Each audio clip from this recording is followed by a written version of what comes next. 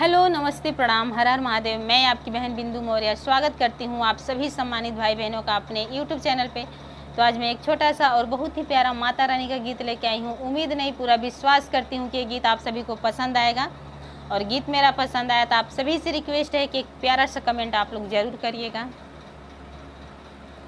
भवानी मैया चुनरी से चमके सितारा हो, भवानी मैया चुनरी से चमके सितारा हो, भवानी मैया चुनरी से अन्हरा अगवारे रोवे, लंगड़ा पिछवारे रोवे, अन्हरा अगवारे रोवे, लंगड़ा पिछवारे रोवे, बाझिनी रोवेली मैया, बाझिनी रोवेली मैया, धई के केवाड़ हो, भवानी मैया चुनरी से चमके सितार हो, भवानी मैया चुनरी से अन्हरा के आँखि दिहलू, लंगड़ा के पैर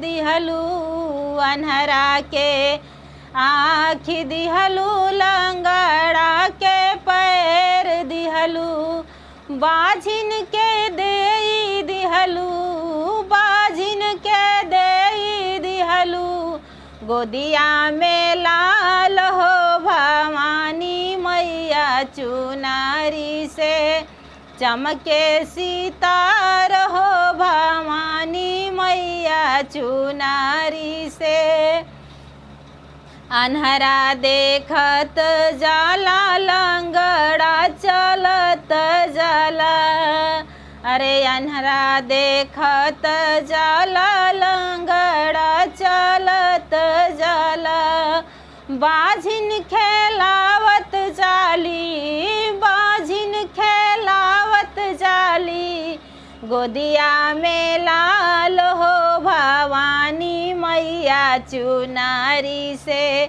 चमके सितार हो, भवानी मैया चुनरी से चमके सितार हो, भवानी मैया चुनरी से। तो जय माता दी। गीत कैसा लगा आप लोग बताइएगा ज़रूर।